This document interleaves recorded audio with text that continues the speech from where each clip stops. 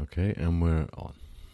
Welcome to the End of Seeking podcast. It is the 15th of November, and this is episode 21 with myself, Martyn, and me, Imogen.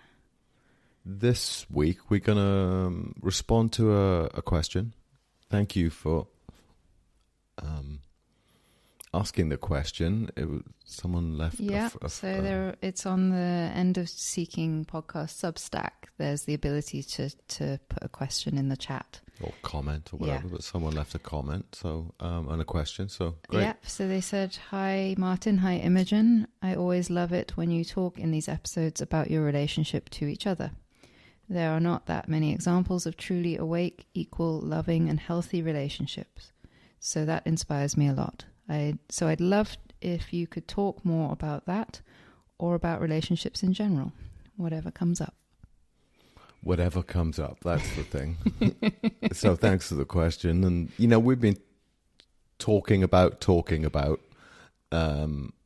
relationships and being together, two people living an awakened life. But what does that look like? I mean, that's a really interesting query, and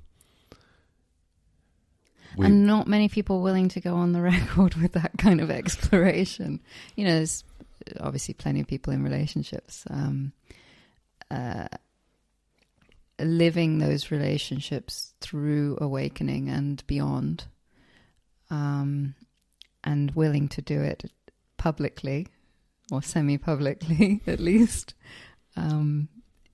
is, I think, the position maybe we find ourselves in, and there's not that many. I was trying to name a few just before we started sort this. Of spiritual teachers that are... Yeah, like people like Adyashanti and his wife Mukti. Right. Amodamar and her partner, I can't remember his name, Kiva or something like that. Right. And I'm sure there's many more out there, but not that many. The one that comes to mind is Gangaji, and I know she was, I don't know if she still is, but she was, her and Eli Jackson Bear are both non-dual teachers. Yeah, so it sort of presents a unique viewpoint, not unique entirely, but... Yeah, I say teachers, though. I mean, the main thing here actually is the awakening. It's like, what does it look like for people to be in relation, in marriage and partnered, whatever, from that awakened place? Yeah. Because of the impersonal nature of the depth of that, but also living through the impersonal, living through the personal. Absolutely. In relation. Yeah. And for me, it feels like such a big topic. There's certain topics that feel so big that you don't know where to begin with them. Well, let me just pop in with something and name that the awakened part of this is in the past sort of 8 years. Mm-hmm. But before that, there was two people. Yes. In a marriage or coming together, and that figuring out what that looks like. First of all, to be in what Cynthia Bourgeot talks about, she calls it conscious relating, I think. Mm-hmm. And the power of that conscious relating. Yes. So, awake or not awake, it's what's the power of conscious relating. A huge amount in that. Yeah. To explore. And I'll mention something that was important for me, and we've talked about this on the podcast. I think was that early on when we first did get together, I was so devoted, let's say at that time, to enlightenment as such, awakening, that I believed that being in a relationship, partnership, girlfriend, wife, as it turns out, I thought that was a mutually exclusive. Like Yeah, it would I inhibit. couldn't seek and achieve and attain, whatever you want to look at it, awakening and enlightenment, if I was in a relationship. Yeah, that relationship itself would inhibit. Exactly. And that's not to say that can be the case, that if you're on a spiritual Right. path, that certain relationships can actually inhibit that. Definitely. Yeah. Good point. But not necessarily. And I think that's the point that you're making there, is that you thought it was a binary. Just there's no chance. Yeah, exactly. That what enlightenment looked like is a monk or Yeah. a solo practitioner in a cave somewhere. You know, that's the myth. Okay, that is the sort of the archetype, right, of the true archetypal seeker after enlightenment.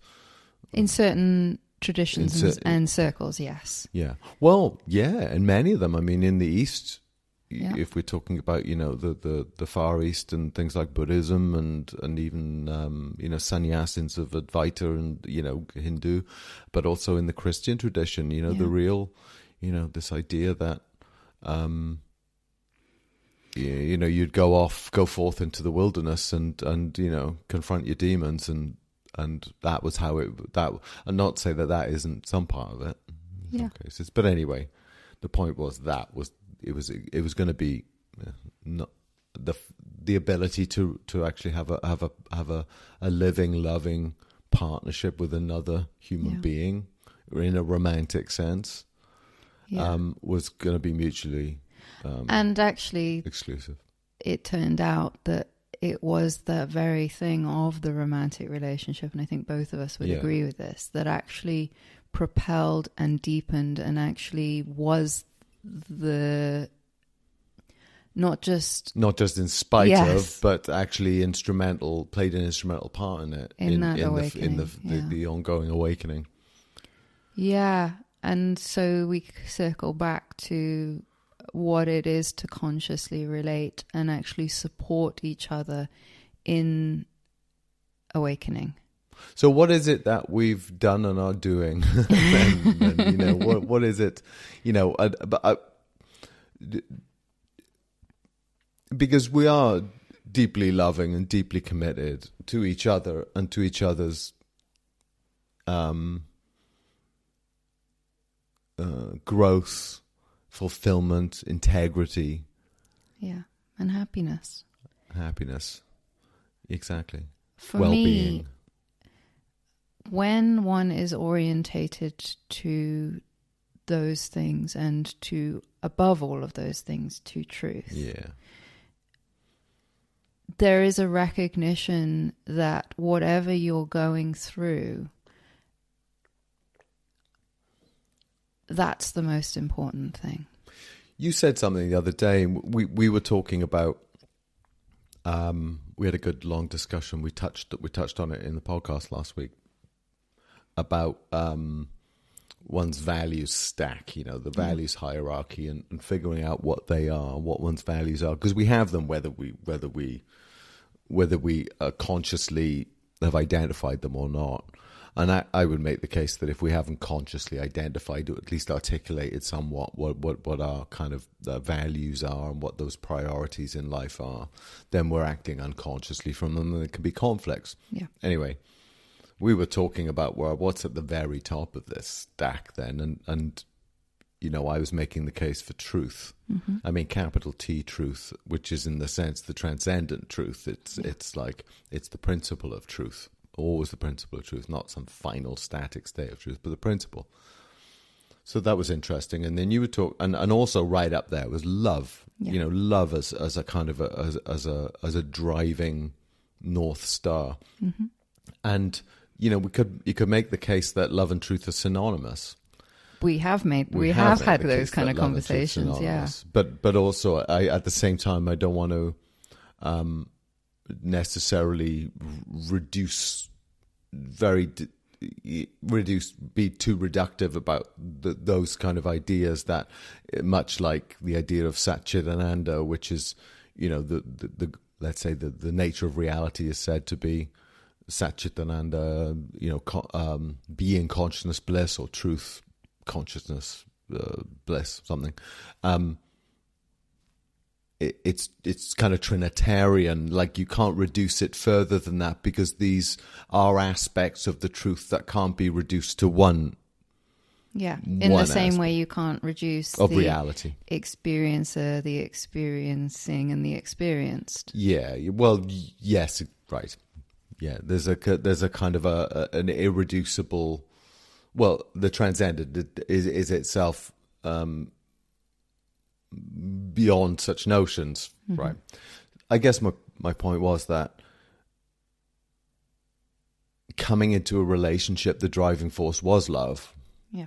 Truth was my driving force in life, but love was definitely a huge part of how I would lean into that somehow. Yeah. I remember early on in our relationship, we'd been together just months, but there was already such love. And I had read I think I was reading something like The Road Less Traveled, which was a psychology book, or a book about case studies in psychology. And I don't think I even finished the book, but it's quite a famous book. But one of the ideas in there was about love, and love not just as this feeling, but love as the action that you take. And it really fed into this theme that we've had in our relationship, which was double down or walk away. Yes. Which was more of a recognition of the dynamics of relationships, particularly in the early stages of relationships, where you don't really know. I would argue throughout the relationship has been and continues to be a massive theme of our relationship. Yeah, and invariably now, blessed be, it's doubled down. Yeah. But the point is, when you hit something. You hit something an issue, a conflict, a miscommunication that leads to hurt, misunderstanding. And often these come through. Life is change. Some are unarticulated, as yet unarticulated, and unconscious change needs to be caught up on, and that might lead to a little bit of some conflict. Early on in a relationship, that can be, we're arguing, let's say, or something's happened. The argument's coming up, some misunderstanding, some disagreement that we have. If you're early on in a relationship, you might say, "Oh, that means that this thing isn't working and isn't supposed to be insurmountable. It's a sign that I'm supposed to go off and find someone who's more suited to me." It's kind of the nature of the game, isn't it? But what we'd learned, both of us, is the doubling down. I was saying the thing in that, the idea that arose in that book, for me, just one thought that resonated was, that's what you do with love. If there's love and you're acting from love, you don't really give up on it. No, you're willing to go. You're willing to go. What's it going to take for us to get through this? Yeah, you're willing to actually go into the uncomfortableness and the misunderstanding and the mess, because there is love beyond that, and you recognize that it's all held within the deeper ground of love, and so you're not avoidant of walking through those misunderstandings, because you understand that in walking through those misunderstandings, what you come to is deeper understanding, deeper connection, and deeper love. And the action of love is that as well. It's actually giving a damn about the other, and what the other. We talked about this once before, and I don't think you necessarily heard the phrase before. Sacrificial love, and what that means, as I understand it, is this that if you want to act in love towards the other, in some senses, that often calls you to sacrifice some part of yourself for the love and for the other. Granted, that thing that you need to sacrifice is often something egoic or something. Yeah. A position you've taken. A position, yeah, exactly. A rightness, a sense of I'm right, you're wrong. Yeah. A sense of knowing. There's often the egoic position is that you know, you're certain of something. You're certain of what the other person's experience is as well. Needing to be right, yeah. you know. I think, what was that phrase, you know, you would you want to be right or do you want to be happy? Pick one, you know. And so that willing to sort of sacrifice one's rightness, one's surety, or one's position, you know. Yeah. For love, for truth. For love. For the other as well. And like, because love, true love, agape, you know, is what we're kind of, that kind of love is truly for this, what I came into in my relationship with you. It was the first time I'd come into a relationship in my life where that insight had popped up or been revealed to me, was that what's your well-being exactly here? You know, well, even to the can expense of the relationship itself. Well, sometimes, yeah, exactly. Like if I can't be the thing that, you know, is promoting your happiness, then it's not gonna. I'm not gonna be. You know, it's not gonna work. So that's one thing. That idea of looking, you know, in these places often of subtle conflict, which you bump into inevitably. It's unavoidable. As change happens, you know, the adjustments need to happen. Because how do you come at that? Is it held in love? Is it actioned through love? Yeah. Is the idea that love doesn't give up? Yeah. And really love doesn't give up. The compassion and love towards the other that also includes yourself. It's both. It's like the love that is for oneself is equal to the love that is for the other as well. And so in that, it's looking at the whole picture rather than just what can I get out of this? What do I want? What's best for me? It's not just in that manner. It's looking at the relationship as me, Imogen, the individual, you, Martyn, the individual, and us collectively as the relationship.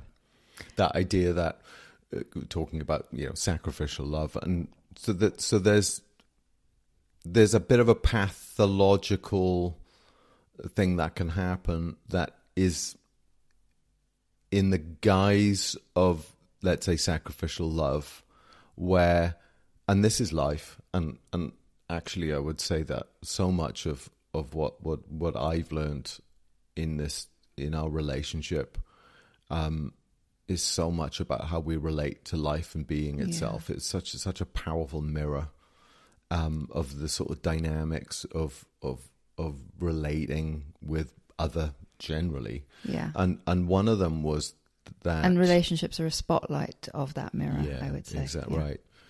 So one of the ideas that has become apparent is that if you are in a relationship, but if you have this idea that loving the other requires you to always be the one who sacrifices for the other at your own expense, then much as that seems like a nice, you know, and wonderful, caring, giving, sharing, altruistic way, you can end up feeling resentful. Yeah. Or you can end up feeling just broken by that. And also that, how can I put this? That dynamic isn't healthy. Gabor Mate talks a lot about this, about how, you know, those who give and never account for themselves in that giving end up getting sick, or end up getting, you know, he connects it to real disease in the body and as well as in the mind.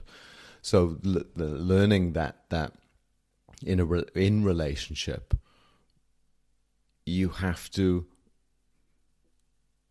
well, it's like that. Love your neighbor or love your partner as yourself, but it doesn't exclude yourself. You don't. It's not love your neighbor or love your partner at all expense. Keep loving them and forget about yourself. You have to.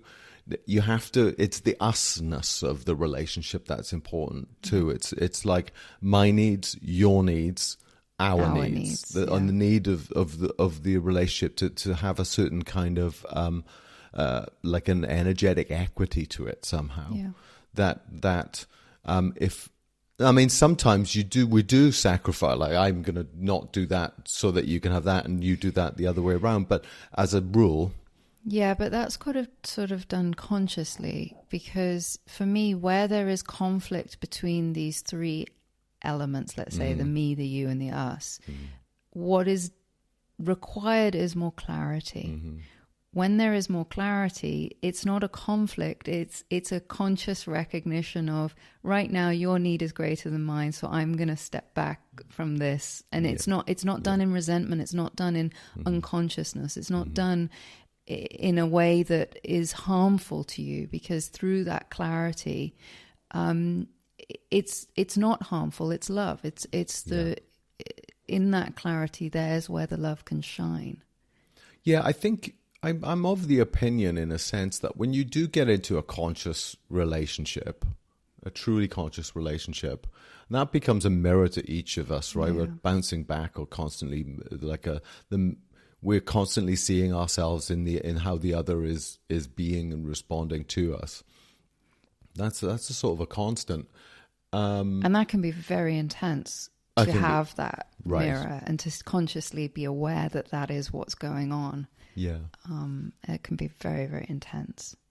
That's it, and sort of leaning into that, but then the relationship becomes its own entity in a sense, and I really think there's a deeper principle, a deeper cosmic principle at play here, and this is why the binary, the relationship between two loving romantic individuals, let's say, in that sense becomes, and actually it can happen in other ways. Friendship can be tremendous, and family too. Yeah, even sort of teacher-student, those kind of relationships. So conscious relating is a really important thing. But when you're both in it for the truth, the love, and the growth, and are willing to have yourself mirrored back to you, and in a trusting, loving way, that you know that the other one isn't just point scoring, although that can happen from time to time.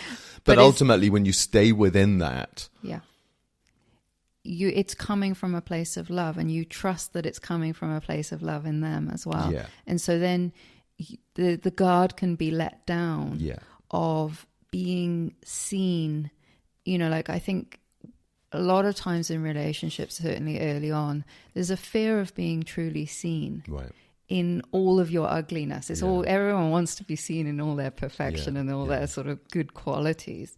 But there's relationships, you can't keep that mask for very long in relationships. And so relationships, I think, require us to be fully unmasked, fully seen by the other. Yeah. And as soon as possible, really. Yes. Because we're all, as you say, you go out, you're having your first date or something, you're having dinner or whatever together. And, if you're fronting the whole time, and we do that to some extent, we're like, want to put our best foot forward. But if you're genuinely pretending, and this is why people who are kind of more inclined to, let's say, present themselves in as a persona, rather than really get to the authentic nature of themselves and put that out, like the closing that gap between the authentic being and the persona, whether those two are more or less the same thing. As you say, you won't be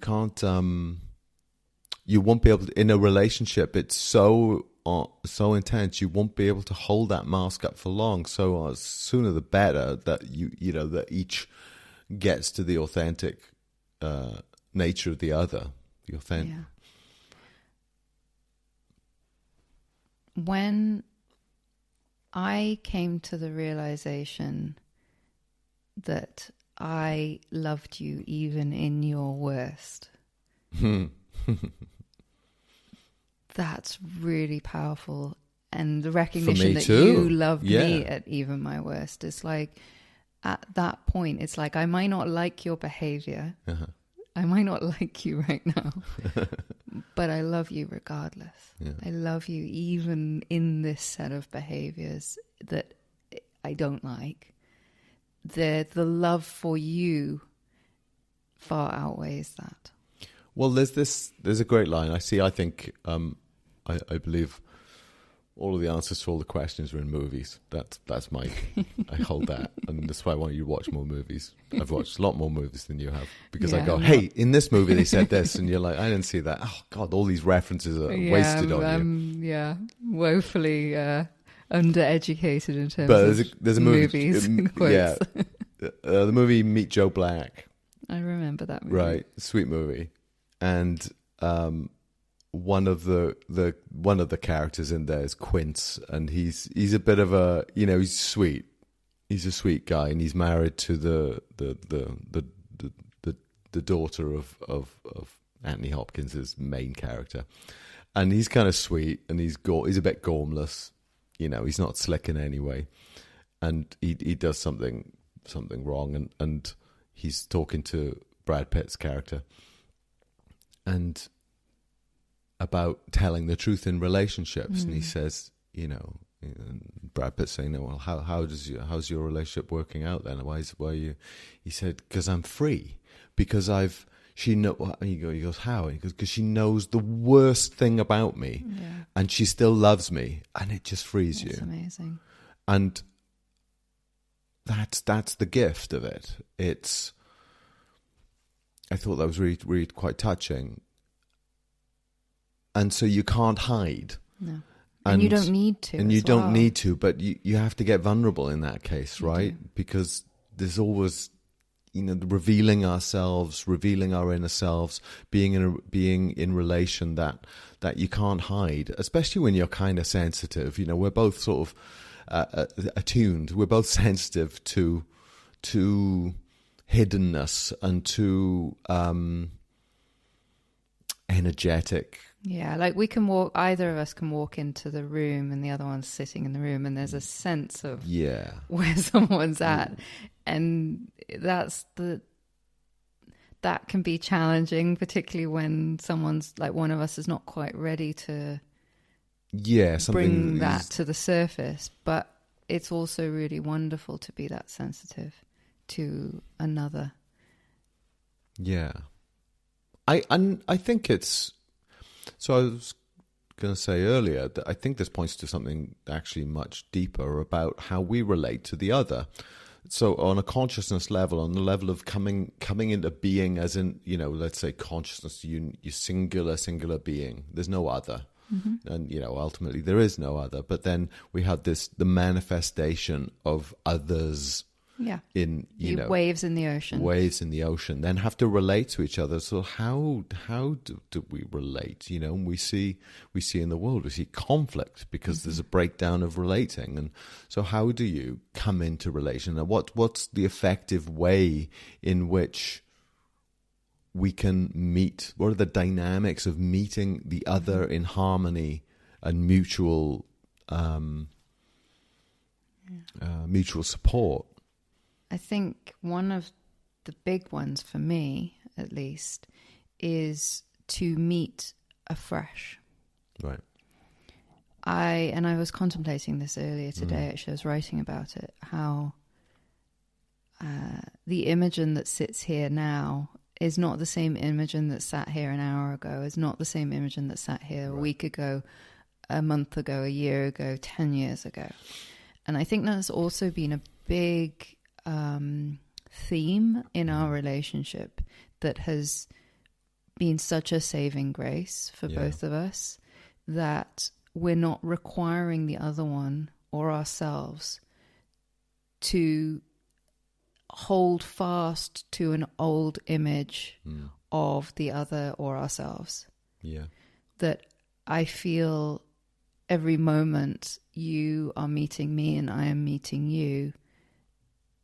Ideally, sometimes that is less than perfect. Sometimes there's less of that. But for the most part, for the vast majority, I would say, vast majority, I feel like you and I are not trying to hold on to a yesterday version of each other. You call it like a ghost of the other. You said the other day, which I really liked. Yeah, and it's so what you are is you are meeting that person in this moment exactly as they are. And the freedom for them to be exactly as they are and for you to be exactly you as have you are. no, and I love this, and likewise, no expectation or requirement that you be anything that you're absolutely not. Yeah. I want you to be your where you are, what you are, who and how you are, as is authentic and true, and best case for you. What is that? Yeah. And I don't want to go, hey, you said that, or I need you to be this kind of person. It's like, and also the relationship of like the relationship has to look a certain way. In terms of, I look at our relationship. It's funny we're having this conversation. It's 19 years we've been together in a couple of days. Yeah. And you look back, and in some ways we're exactly the same in terms of, I don't know how to. The love is.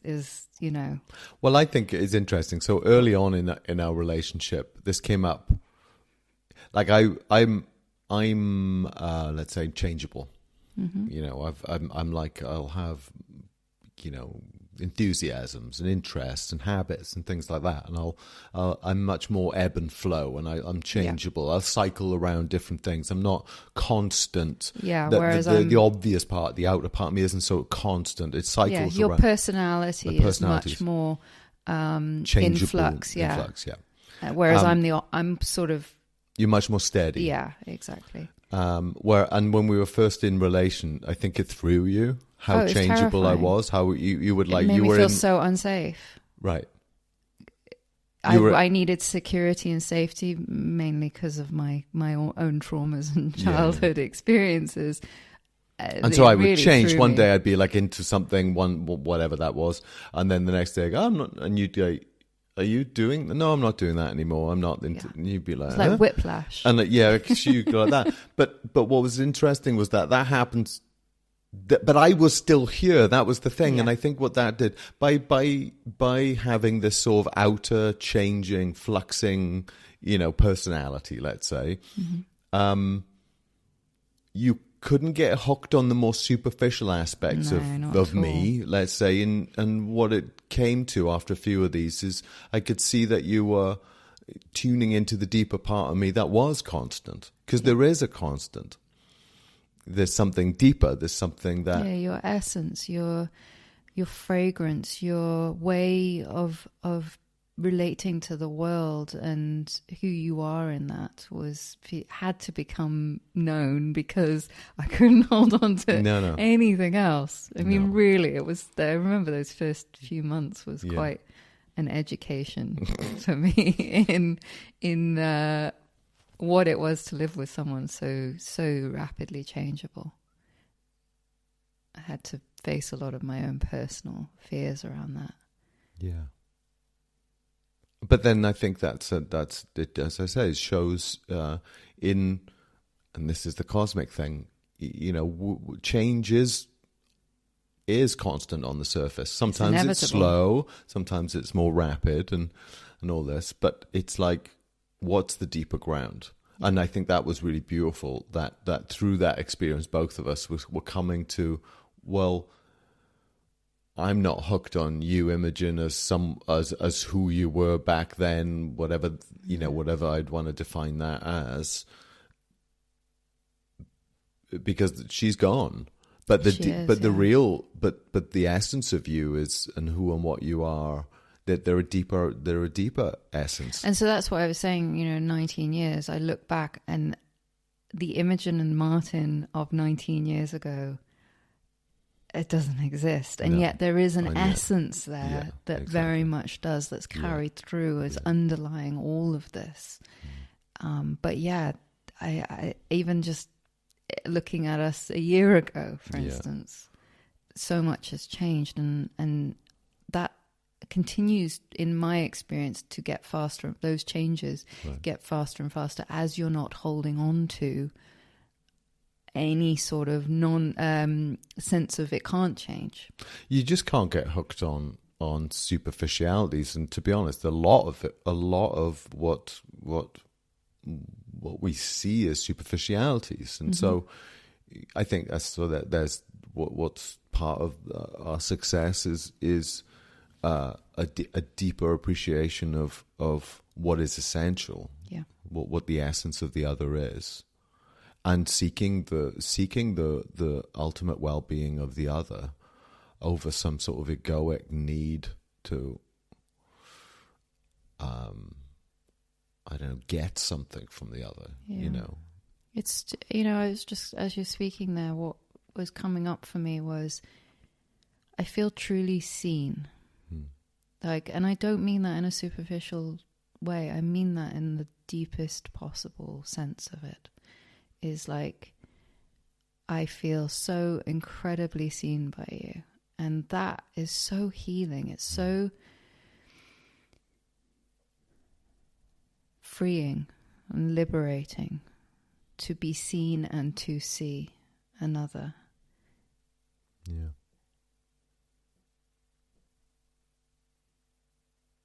I think that's, to me, one of the most beautiful things. Now, we've definitely had...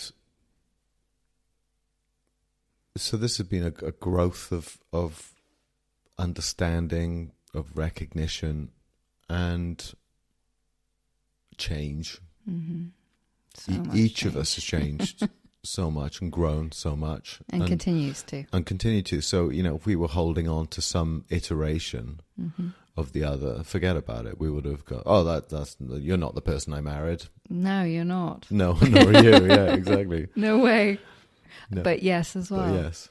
But something that comes to mind was a point at which where there seemed to be, there was an almost break point for us, and it was just after I had my shift, just after I awakened, and we prior to it had set off mutually in a direction together, and then big shift happened, and all bets were off for me. As I was still moving in that direction, whereas you I couldn't. I had to move in a different direction, and there was no way that I could not, and no way that you could, and vice versa. Yeah. So for a while there, for a couple of months, we were. Yep. That was the longest we've been apart, actually, in all these 19 years. I think it was a couple of months. Yeah, it was. And not only were we living apart, but it was... It was intractable. We didn't see a way that it was going to come back together. Not that we wanted to be apart, but we had to be, and didn't know whether this was it for us, because we couldn't see a clear way. Not that the love hadn't gone, and the desire to be together, but and that was I mentioned this because it was such an interesting time. Yeah. Because I couldn't be anywhere other than I was, and nor could you. Yeah. And I remember so we would get on the phone together or whatever, and we'd talk, and we'd end up arguing. Yeah. Because we were just desperately struggling to solve this problem of being apart, and nothing could, and we'd end up getting frustrated and arguing with each other. And then I remember at some point in my heart, it was like, this is out of my control entirely. I love you. I want to be with you wherever that might be. But this is how it is right now. And I had to actually let go of you. Yeah. Let go of the idea that I had any control over the fact whether we were together or not. And that was really hard. But I remember the moment I let go of that and realized it's not in my hands. It's in the hands of Grace. And you were kind of in that became clear to you much earlier than it became clear to me, I think, in that period of time, because you had a shift of perspective, and you did have a clearer recognition of the nature of reality. Right. I think that came to you much quicker than it came to me. And actually that was a source of frustration for me. Right. It was a source of, like, I saw you letting go, and I felt like I was losing you. Yeah. When I was realizing that it's actually out of our hands. This isn't. Yeah. And that was you carry on, please. Whereas I didn't, because I hadn't had that deep recognition. And it's one thing to have that recognition intellectually. It's entirely a different thing to have it experientially. And you had it experientially. And I hadn't yet fully I'd had a very large taste of that, but I wasn't living from that recognition. So that period of time was very, very painful for me because I felt like I was being ripped apart. Yeah. My heart was being ripped apart. And what was actually being ripped apart was my false sense of attachment. And control. Yeah, both. Yeah. Very much both. Yeah. And was probably very pivotal. I could probably say it was very pivotal for me personally. And that attachment is funny that I obviously I love being with you. I love our life together. That's my preference. Yes. For sure. Yes. But that attachment has never returned in the same manner. So that's exactly what I'm pointing to. That, like, in some ways, the path of our relationship, we got absolutely entangled in the best possible way very early on for a very long time. But there are certain key points at which the ability of the relationship or the characteristic of the relationship going forward was actually us sort of disconnecting a little bit from each other, more separating from each other in energetically, in order that we can be so fully together. Yeah, it was like the structures and the binds that were false needed to be liberated in order for that free flow. Yeah. To bring us together. It's like you're not coming together because there's tight ties between us. You're coming together because there's love. Yeah, exactly. So that was a really big one of that you're right. We never since then. We came back together within a couple of months. We were living back together, and we've been tight as we ever were ever since. But there's something about the knowledge that dawned at that point that whether we're, and this is where it gets interesting, is that it's out of our hands whether we're together. It's actually a gift that we're together. Yeah, exactly. And a gift that there's so much love between us. And there's a real gift that we're, living our lives entangled but not entangled at the same time, sort of completely together at the same time, completely each in our own sovereign, in our power, sat light into and our power. Yeah.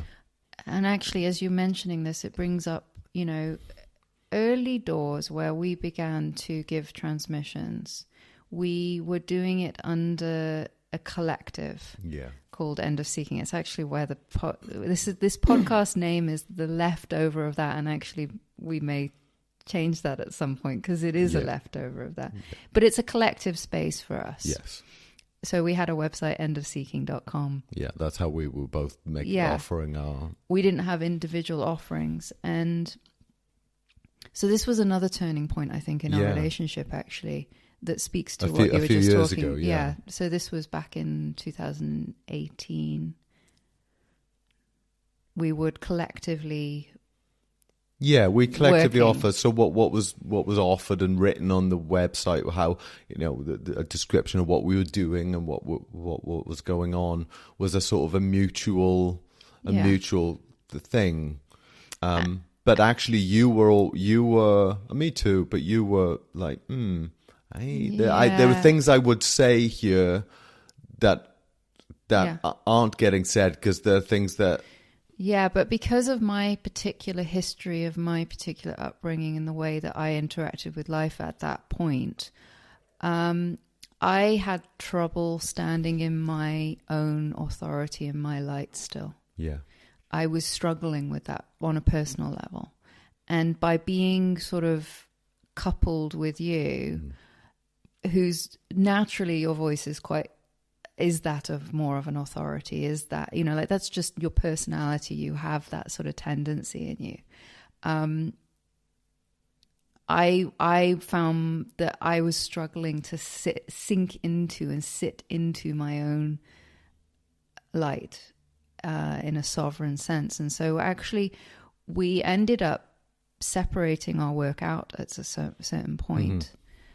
And I think that was the best possible thing. It was. You went off of and really became and started Beyond Imogen, yeah, which was just your voice, yeah, your way. I mean, I'd argue it probably took you a while to figure out and figure out what that was in its own terms. I'm still figuring it out. Yeah, but it gave you complete freedom then to be able to go your own way and say what you want to say. That might not be, because we have a very common understanding and recognition of the nature of reality, but it is expressed quite differently. It is. And actually, this podcast is the first time we've come back together, actually. Yes. So we started this podcast in earnest the beginning of this year, 2022. Yeah. And 3. Yes. I'm a year behind, so 2023. But this is the first time since we separated our websites. I think that was back in 2019 we separated our websites. Yeah. This is the first... Or maybe it was 2020. Anyway, my sense of time is notoriously bad, so forgive me. It was before 2020. So this is the first time you and I have come back together to in do terms something of together, working together. And I think the difference is that I, since that point, have really sunken into and trusted my own voice, my own light, my own sense of what I have to offer and what I have to share. And that's been a really wonderful thing. So here's, so there's the point of what it is then to relate. If I had been like, so much of these problems in relationships would come down to sort of egoic attachments. Yeah. If I'd been like, oh, no, you can't leave me, or the other way around, I can't, you can't leave me, whatever. If you're needing the other to sort of bolster you, bolster an insecurity, or provide happiness. As not to say that I don't, being with you is fills me with joy. Yeah. But it's not to serve a lack. It's not to serve a space of lack that you need. That it's not like a cup that's empty that needs filling. Or it's at the cost of you. You can't do that. You have to stay out. No matter how you want to change and be, you have to stay you are just to make me happy. Yeah, exactly. Or vice versa. And those are the things in the relationship. Are you? And it's fear based, right? And and the ego desperately wants continuity, consistency, unchanging. If you safety, certainty, and doesn't want like change necessarily. So you going and doing that, it actually liberated me as well, because it's interesting. I went off and sort of changed my own, relationship to my work. So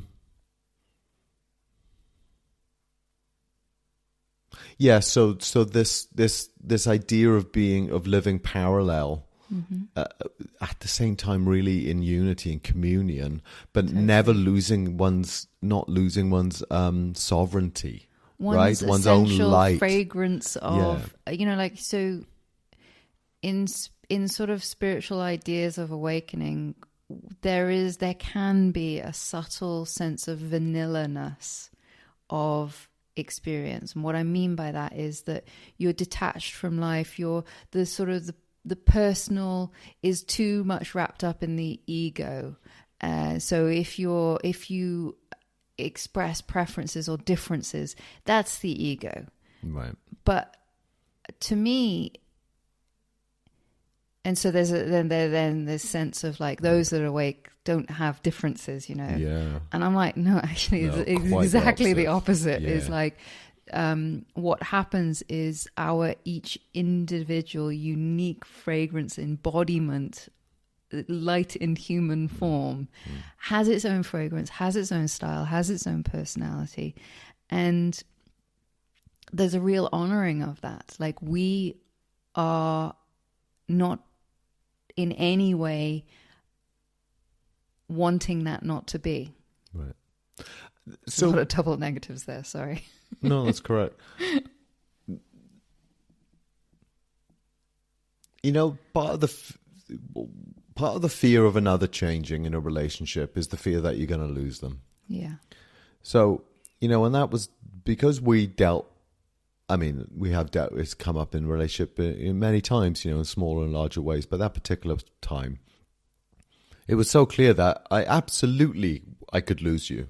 Yeah. And you could lose me. We could absolutely, you know, if life had it in for us to not come back together, we wouldn't have come back together. And it was that real insight, that it was a very painful insight in some senses, to go, I have no control over whether we're together. I want to be with you. You want to be with me. That's true. But circumstances can show up sometimes that you go, well, we can't be. No matter how much you want it. What a life lesson to realize we don't always get what we want. And no matter, and any sense of control is futile. And yet there we were. You come back together, and you know, more stronger, more deeply than ever before, arguably. But it's not on the basis of control. No. It's on the basis of a gift. Yes. And so, this, you know, even though my commitment to you is full, I also know that me too. it's grace. It's life can do something and make it impossible.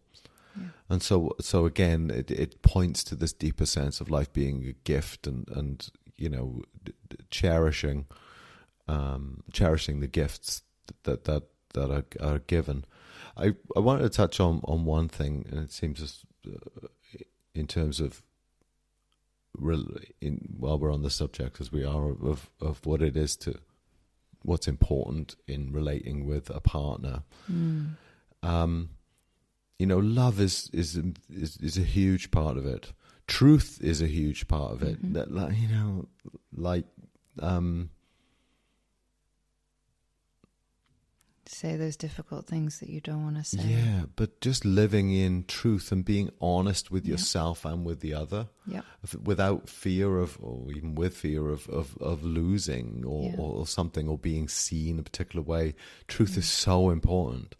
But it's a real risk. It's a real risk. Love is a real risk that has such a reward, but it takes a lot of courage, actually, to live in that truth, that openness, that vulnerability, that fear of loss, actually. Yeah, exactly. Or if I say the wrong thing, I'm gonna, and that a lot of relationships start on the wrong foot that way. We're talking about, you know, you're kind of showing, oh, I'm really into, I'm into this. Oh, I'm into that too. You know, it's like, no, don't lie. Just be straight. You know, be straight about who you are, and if the person you're with is resonating with the truth of who you are, great. But if you're living a lie, you've got to maintain that lie.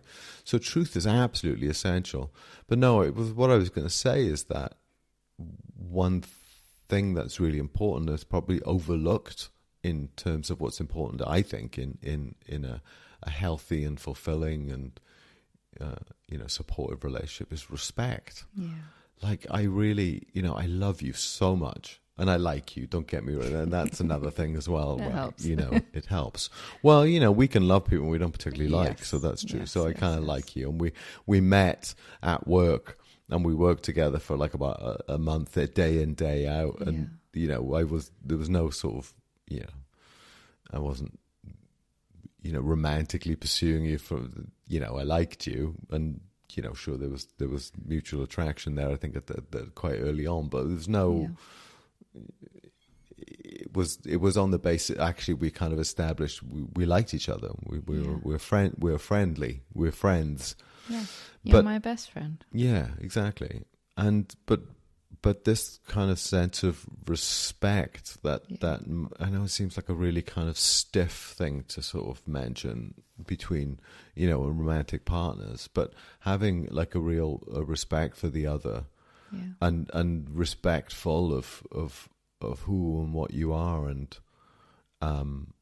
it's also really important. And also respecting. So that's brought up something for me, is like respecting the other even when you don't agree or don't understand their way of doing something. But the respect is the recognition that they're doing what is right for them. Yeah. Now, if it has an impact on you, that needs to be negotiated. Yeah, but respecting your choices for your life and your way of being. To really honor that actually their way of moving in life is not necessarily your way, but having a deep mutual respect for each other in the way that we have to, because it's not a choice. You don't move in life as a choice necessarily, although some things are on the surface level choices. But it's like your nature, your sense of moving left, not right, is often part of if it's not conditioned by the ego, it's often part of your essence. Yeah. Well, so I'm really grateful for our relationship, and I'm really grateful for the good fortune that by some blessing we are relating in a healthy and mutually supportive and loving way. I love that. I aim for it, and so do you. Yeah. But, our capacity to do so is also, in some sense, not always our choice. Yeah. But what comes to mind is some unhealthy ways of approaching relating. And I and when I see these relationships, I'm like, oh God, that is just not going to stand you in good stead. And I've had some of my own, where they didn't work, and there were fundamental flaws in relating on my part, to do with my own seeking of my own needs, which weren't altogether, healthy or mutually supportive.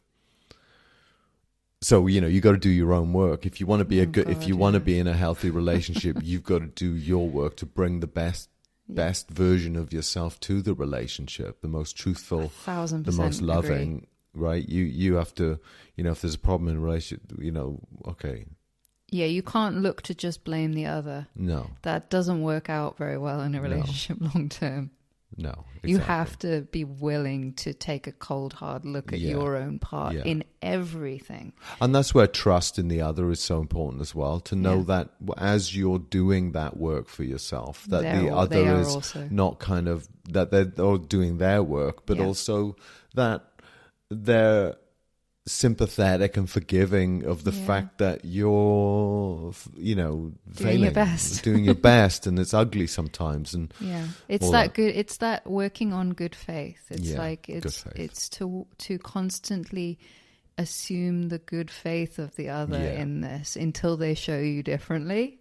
And here's the thing: we have our rows, and we bounce around for a bit, and sometimes it can get a bit hot, and when we're at each other because there's something going on that maybe we're tired actually, or maybe some changes are occurring that haven't been fully integrated, and each of us still has our own reactivities embodied, and that's the beauty of the relationship. So they do get exposed, and in good faith and in love and in awareness and compassion, that there's the opportunity then for, that mirror just showed me something, and I might not like it at first, but and I might even sit there and reject it at first because it's too painful for me to touch on for myself. But that doesn't wash. That doesn't long term. No, that is not sustainable. Relationships in this manner absolutely require you to be honest with yourself, because there's no way of hiding. No.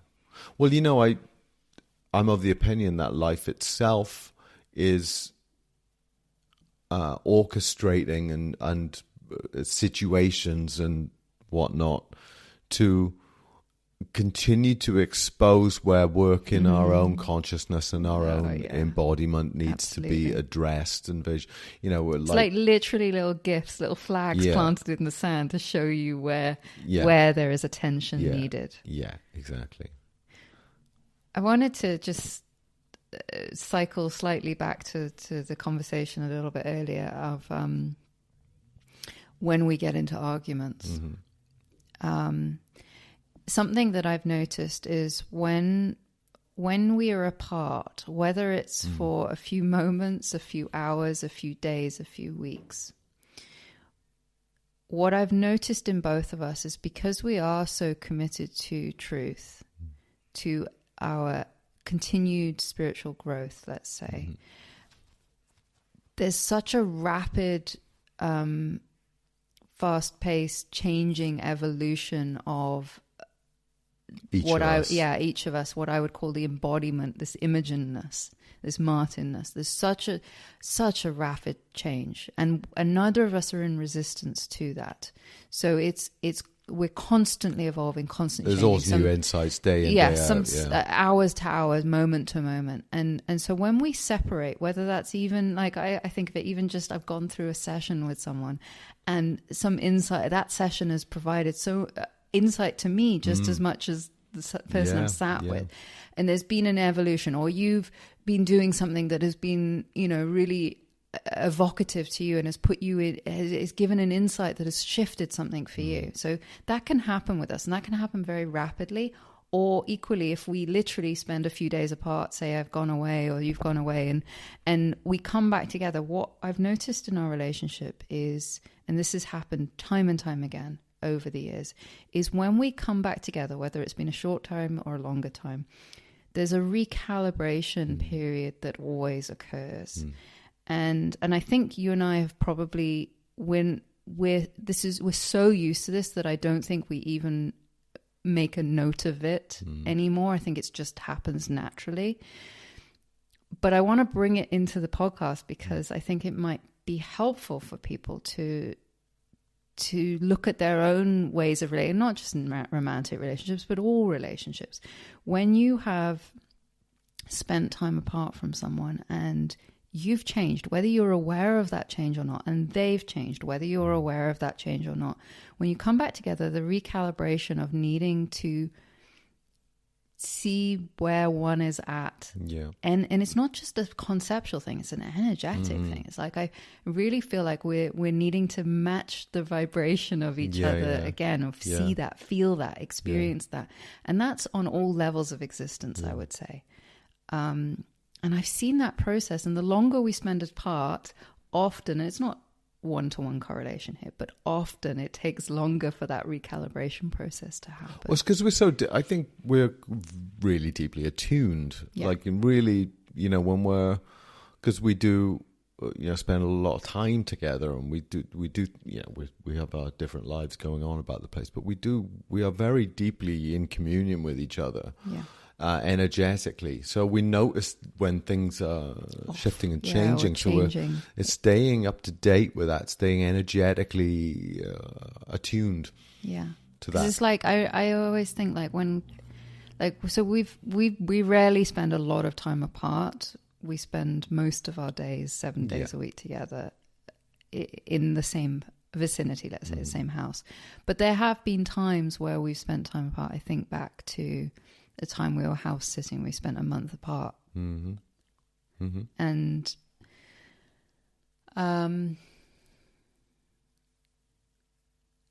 it was quite challenging to come back together. I'm trying to think about to meet each other. Like, so much had happened. For each of us. Who I was, who you were. We change a lot. And interestingly, you're right. There's a lot of micro changes going on all the time. Insights. There does seem to be this deepening and growth, but also about how there's definitely something about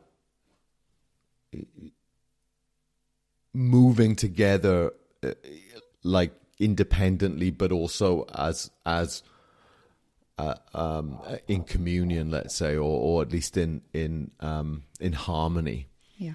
And that there's a sort of a necessity for an energetic transparency, let's say, around that. You know, not much goes by either of us when if each of us has, you know, something happening within themselves, that some processing that's occurring, or something that's happening that is felt. And it can take time to update your view of the other. And we were talking earlier in the conversation about being fresh, being, you know, constantly relating to the other in this moment. No, not. But sometimes it can take you a minute to see where there are leftover vestiges of relating to someone, even as they were 5 minutes ago. I think, you know, you're right. I think what we find as well sometimes, say we'll bump into something, we might be a little bit off with each other or something. For me, I think, maybe you'll agree with this, it's that we haven't caught up. Yeah, that we haven't communicated as deeply, exactly, in an articulated fashion.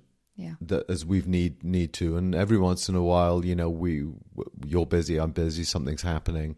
We're either apart from each other or like there's so much going on that we as a couple don't sort of sit down with each other and listen and speak and go really deeply into get right on the same page. What's on your mind? What's in your heart? What's going on for you? What insight? You know, what's going on?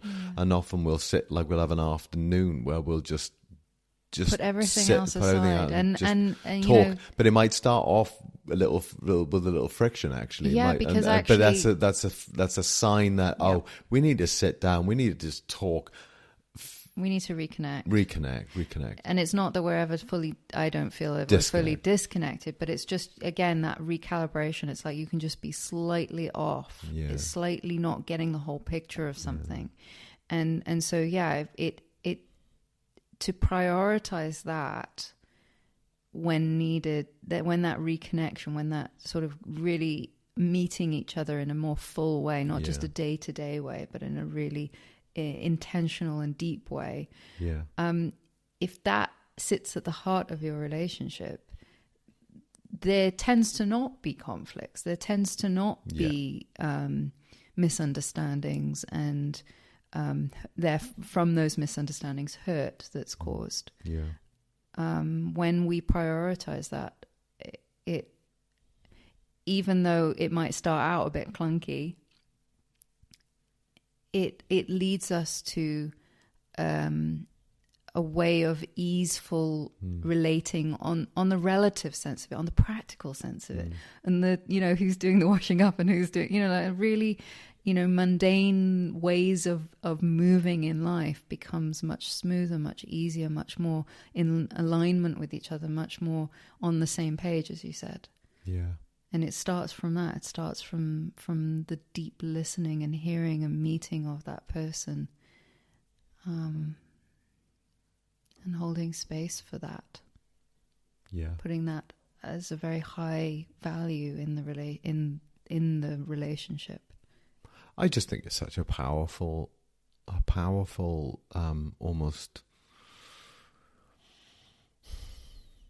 What word could I use here? It's like a powerful mechanism, and this is why I appreciate someone like Cynthia Bourgeault, who talks about this kind of thing. Cynthia Bourgeault is a Christian contemplative writer and whatnot, and she's written some really beautiful books. She wrote a really interesting book about Mary Magdalene, and a very interesting take on Mary's relationship with Jesus, and which was a very unorthodox take on it. That they were in this, what she would call this sort of conscious relating, whether they were romantically entwined or not, that actually doesn't really matter. But there was this. She uses this as the model of two, you know, spiritually awakened and evolved beings. The mystic union, relating in a very particular conscious way, and it serves both such power. Yeah, To really.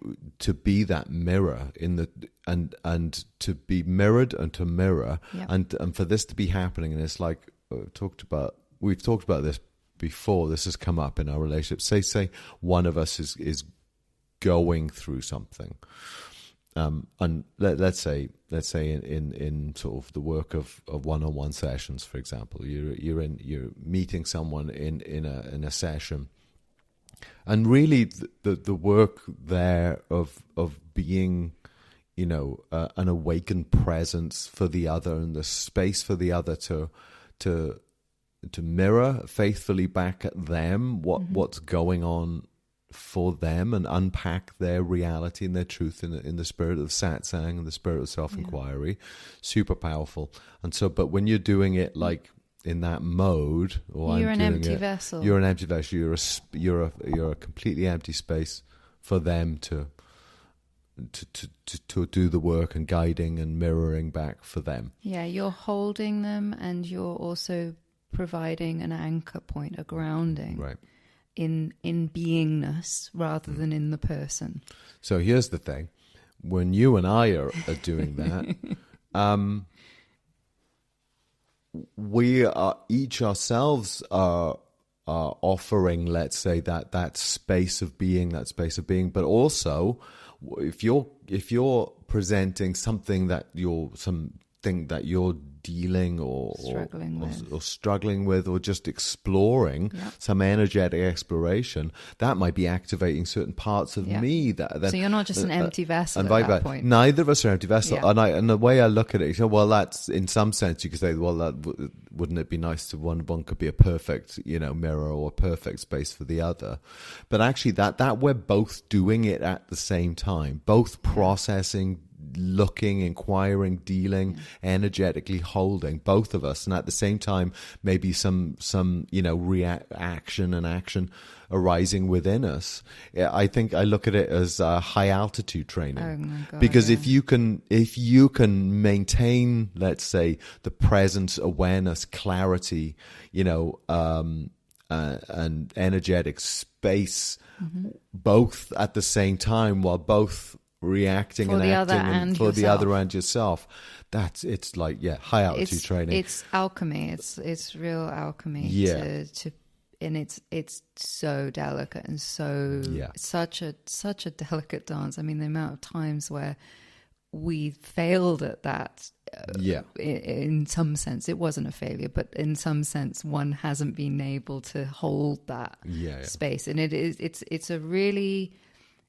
It's very, very fiery aliveness. But to the work hold that gets done within this context, this is why I think it's an accelerant. I think the relationship, because now we're talking about subtler and subtler aspects that get dealt with and exposed and brought into the light and processed and released. And honestly, it's just been the most powerful spiritual practice, is to be in relationship with you. Yeah, it's uncompromising. It's an accelerant. It's uncompromising. It's always on. It's beautiful. Yet awareness, it's held. Awareness. Yet it's held, this is the X factor of all of this. Yeah. It's held with such deep love and trust and respect. Yeah, and that is truth. Yeah, that's the real profound power of that. Is it's not just working through this for the sake of working through this. It's ever deepening. It's that we've been talking about this, ecostasis. I think it was ecostasis. This ever deepening, ever deepening, ever deepening, ever deepening. Even while in the fullness of awakened being, there's this ever deepening, ever deepening, ever deepening. Yeah. So the unchanging within the change. Yeah. So this relationship has facilitated that for each of us. That facilitating and ever culturing that ever deapening. You've been my greatest teacher. Likewise. I absolutely. I said it in a satsang the other day. Actually, it's like you and my mother. in a different manner altogether. But yeah, it's like it's those close personal relationships that, far from being a hindrance to our spiritual growth, are actually the very vehicles by which we, if seen in that manner at least, which can be used as an accelerant to our own, not only awakening to our nature, but the embodiment of that. I think more importantly, the embodiment of that awakening is through our relating.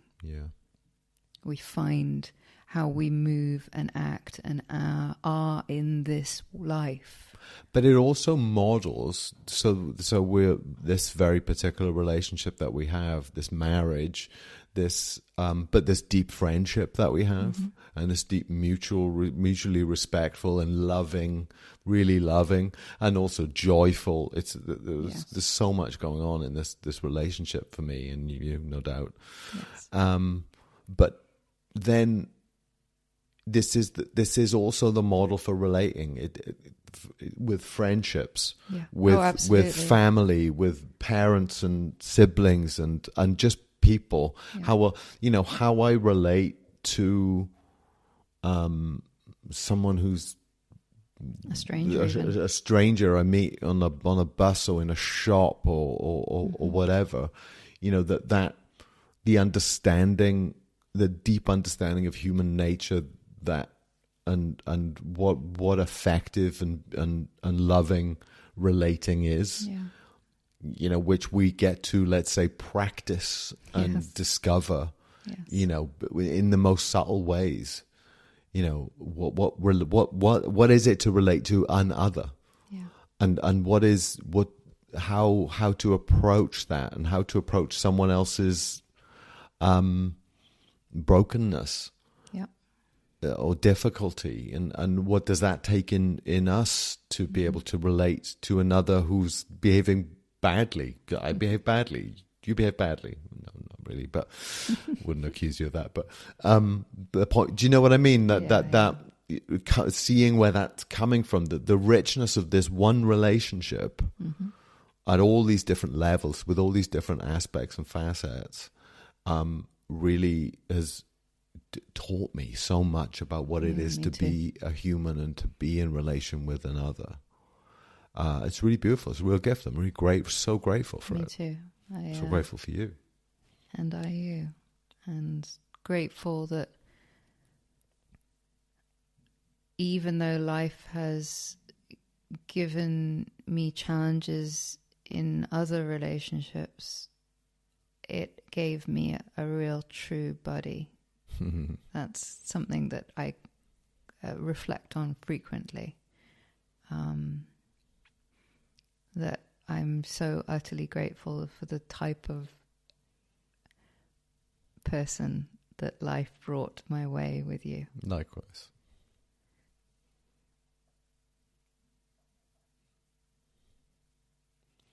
Allowing me to be me and you to be you. I want you to be you. And whatever that might turn out to be, your what you are and what you can, blossom into, as well as we all are, continuing to. It's so beautiful, such a gift to have someone in your life that really wants that. Yeah. Okay. Yeah. That's a start. Yeah, it really does feel like just a start. I mean, a good start. Yeah. But there's so much that I feel we've both learned from this relationship and continue to learn. Well, it's also it's also tricky to articulate it because we live it. Absolutely. And we bumped into enough. Yeah. And figured out what that, it's on the level of feel and on the level of unarticulated wisdom. Yeah. That how relating is successful, let's say. that it's not always easy to be able to pull out, well, it's that and it's that and it's that. At the very start of this podcast, that's where I was going with that. It's like there's certain things in my life that feel like they're such pivotal things for me that I don't know even where to begin in terms of articulating them. Yeah. Relationships is one of those things. Yeah. Boundaries for me is another one of those things. So there's certain themes that I feel I've had to really live through as big chunky life lessons. Yeah. That it becomes such a big topic where you've learned so many lessons. Yeah. That it is hard to start to articulate. You can't articulate them yet. They're well, I think because that's you're living it still. That is the nature of our learning, isn't it? We do first instinctively, and we're in life we act out before we can even begin to articulate what we're going to extract as an articulated, formulated lesson. Oh, well, this is the principle that demonstrates through the particularities of the way that we've learned that works, that doesn't work. Like neither of us had, I don't think, any clue of, maybe had some ideas going into this podcast about what we were going to talk about, but really not. I really didn't know what was going to come out of this podcast, what we were going to talk about. There's some general themes that, are very obvious to us. But that's what I think is so powerful about these conversations for us, whether anyone else thinks this or not, but certainly for me, like the power of these kind of podcasts for us is we get to explore this. Yeah, we get to articulate that which has not been articulated yet, exactly. Or explore that which hasn't been actually actively looked at. Might be we're living it out. We're living it out, but then it's very deeply lived. Reflecting. Oh, there's my mic stand. We're living it out, but this opportunity to actually reflect on it and actually speak it out is, I think, fresh for us, new for us.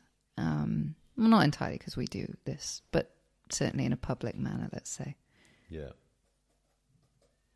Yeah, no, it's beautiful. I really appreciate these conversations that we have, because it gets for us to sort of reflect back on things that we might not necessarily have sort of taken the time to articulate, because we not just because we take them for granted, but just that because we're living them, we don't have to name it. Well, we're doing it, and also we do name it, but real time we name but not in terms of a whole subject matter, or we name these things real time as they come up, but to have a whole conversation on the general topic of relationships is not well, I'm sure we'll talk some more about it.